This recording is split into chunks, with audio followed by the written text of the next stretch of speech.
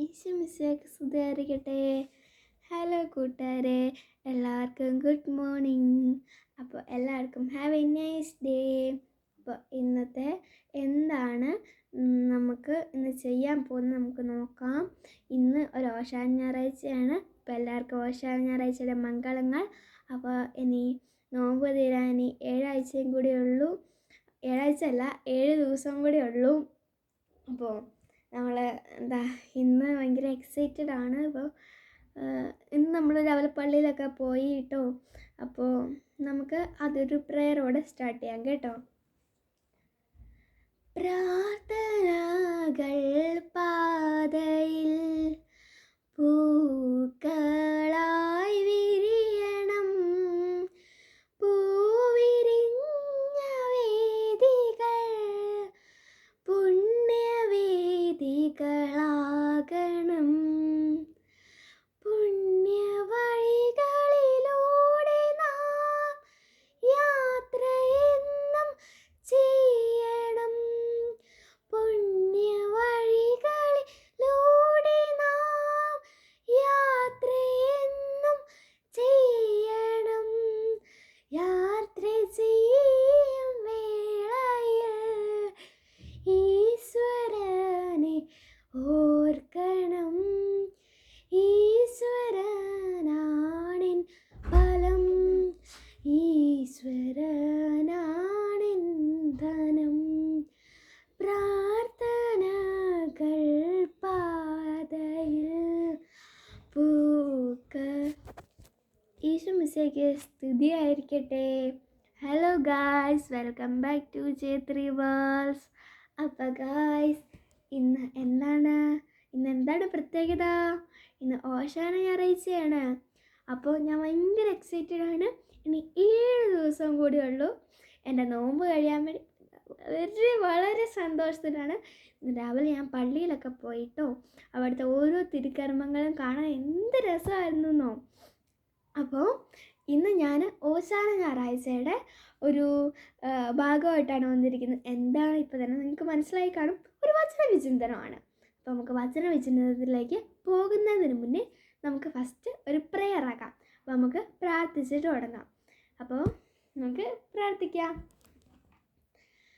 പ്രാർത്ഥനകൾ പാതയിൽ പൂക്കളായി വിരിയണം, പൂവിരിഞ്ഞ വേദികൾ പുണ്യവേദികളാകണം.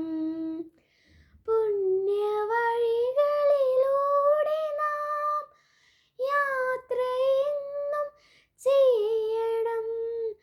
പുണ്യവഴികളിലൂടെ നാം യാത്രയെന്നും ചെയ്യണം. യാത്ര ചെയ്യും വേളയിൽ ഈശ്വരനെ ഓർക്കണം.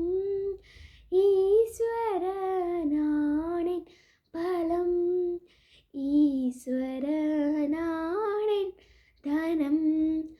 പ്രാർത്ഥനകൾ പാതയിൽ പൂക്കളായി വിരിയണം, പൂവിരിഞ്ഞ വേദികൾ പുണ്യവേദികളാകണം.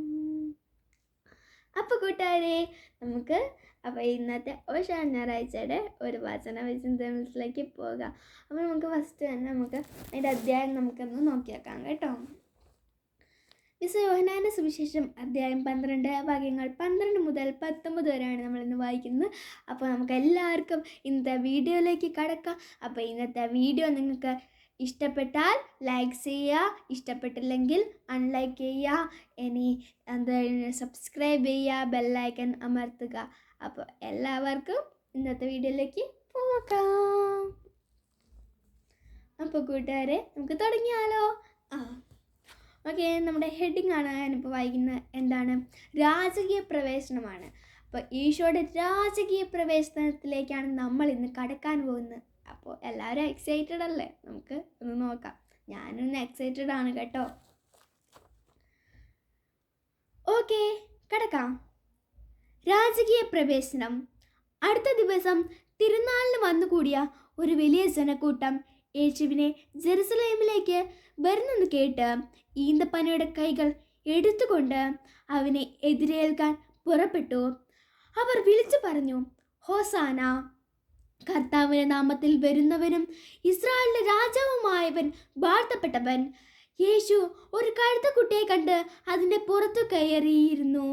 സിയോൻ പുത്രി, ഭയപ്പെടേണ്ട, ഇതാ നിന്റെ രാജാവ് കഴുതക്കുട്ടിയുടെ പുറത്ത് എഴുന്നള്ളുന്നു എന്ന് എഴുതപ്പെട്ടിരിക്കുന്നു. അവന്റെ ശിഷ്യന്മാർക്ക് ആദ്യം ഇത് മനസ്സിലായില്ല. എന്നാൽ യേശു മഹത്വം പ്രഖ്യാപിച്ചപ്പോൾ അവനെപ്പറ്റി ഇക്കാര്യങ്ങൾ എഴുതപ്പെട്ടിരിക്കുന്നുവെന്ന് അവന് വേണ്ടി ഇവയെല്ലാം ചെയ്തുവെന്നും അവർ അനുസ്മരിച്ചു. ലാസറിനെ മരിച്ചവരിൽ നിന്ന് ഉയർപ്പിച്ച അവസരത്തിൽ അവനോടൊപ്പം ഉണ്ടായിരുന്ന ജനക്കൂട്ടം അവന് സാക്ഷ്യം നൽകിയിരുന്നു. അവൻ ഈ അടയാളം പ്രവർത്തിച്ചെന്ന് കേട്ടതുകൊണ്ടുകൂടിയാണ് ജനക്കൂട്ടം അവനെ സ്വീകരിക്കുവാൻ വന്നത്. അപ്പോൾ ഫരിസേയരിൽ ചിലർ പറഞ്ഞു, നമുക്ക് ഒന്നും ചെയ്യാൻ സാധിക്കുന്നില്ല, കാണുന്നില്ലേ, നോക്കൂ, ലോകം അവൻ്റെ പിന്നാലെ പോയി കഴിഞ്ഞു. അപ്പോൾ കൂട്ടുകാരെ, നമ്മൾ ഇന്ന് വയസ്സിൽ ഇത്രേ ഉള്ളൂ. നമ്മൾ യേശുവിൻ്റെ രാജകീയ പ്രവേശനമാണല്ലേ നമ്മളിന്ന് കണ്ടത്. അപ്പം യേശു രാജാധിപനായി പ്രവേശനം ചെയ്യുകയാണ്. അതാണ് യേശുവിൻ്റെ രാജകീയ പ്രവേശനം. പക്ഷേ വലിയ വലിയ രാജാക്കന്മാർ തന്നെ നമ്മൾ കണ്ടിട്ടുണ്ട്. വലിയ കുതിരകളുടെ പുറത്ത്, അങ്ങനെ വലിയ സംഭവങ്ങളുടെ പുറത്ത്, ആനകളുടെ പുറത്ത്, അങ്ങനെയൊക്കെ ആയിരിക്കും ചിലർ കയറുക. പക്ഷേ ഈ കഴുത എന്തിൻ്റെ പ്രതീകമാണ്? നമുക്ക് ചിലപ്പോൾ അറിയാമായിരിക്കും. ഞാനെന്നറിയുന്നത് നമ്മുടെ പള്ളിരാജൻ പറഞ്ഞിട്ടാട്ടോ. കഴുത സമാധാനത്തിൻ്റെ പ്രതീകമാണ്. അപ്പോൾ ഈ കഴുത നടക്കുന്ന എങ്ങനെയാണ്? വളരെ പതുക്കെയാണ് കേട്ടോ നടക്കുന്നത്. നമ്മൾ ഒരു പഴഞ്ചൊല്ല് കേട്ടിട്ടില്ലേ, പയ്യെ തിന്നാ പനയും തിന്നാന്ന്. അപ്പോൾ നമ്മൾ കഴുത പയ്യാണ് നടക്കുന്നത്. നമ്മളിപ്പോൾ പയ്യെ വായിച്ചു കഴിഞ്ഞാൽ നല്ല വൃത്തിക്ക് വരില്ലേ? അതേപോലെ തന്നെ ഈ ഒരു എളിയവനായ കഴുതക്കുട്ടിയുടെ പുറത്താണ് നമ്മുടെ വലിയവനായ യേശു ക്രിസ്തു ഇരിക്കുന്നത്. അപ്പോൾ കൂട്ടുകാരെ, നമ്മൾ എല്ലാവരും ഇങ്ങനെ യാത്ര ചെയ്യുകയാണ്. അപ്പോൾ യാത്ര ചെയ്തുകൊണ്ടിരിക്കുമ്പോൾ ഒരു വസ്ത്രമുള്ള ഒരു ദരിദ്രനാണെങ്കിൽ, അല്ല ഇപ്പോൾ 2 വസ്ത്രമുള്ള ഒരു ദരിദ്രനാണെങ്കിൽ ആ ദരിദ്രൻ തൻ്റെ വസ്ത്രം എടുത്ത് അവിടെ വിരിക്കുകയും പിന്നെ ഒന്നുമില്ലാത്തവർ ഈന്തപ്പനകളുടെയും മറ്റ് സാധന സാമഗ്രികളുടെയൊക്കെ എടുത്ത് അവിടെ വിരിക്കുന്നുണ്ട്. ഈ രാജാധിപനായ യേശുവിനെ സ്വീകരിക്കാനാണ് ഇത് ചെയ്യുന്നത്. പിന്നെ കൂട്ടുകാരെ, ഇന്ന് പള്ളിയിൽ ചെന്നപ്പോൾ നമുക്ക് ഓശാനയ്ക്ക് നമുക്ക് എന്താ കിട്ടുക? നിങ്ങൾക്ക് എല്ലാവർക്കും അറിയാമായിരിക്കും, ചിലപ്പോൾ ചിലർക്ക് അറിയത്തില്ല. അപ്പോൾ അറിയാത്തവർക്ക് ഞാൻ പറയുന്നത്, ഞങ്ങൾക്ക് ഇന്ന് പള്ളിയിൽ ചെന്നപ്പോൾ കുരുത്തോലകൾ കിട്ടി. ഓലകൾ നല്ല പുതിയ ഓലകളാണ്. അപ്പോൾ ഞാൻ അത് നിങ്ങൾക്ക് കാണിക്കാവേ.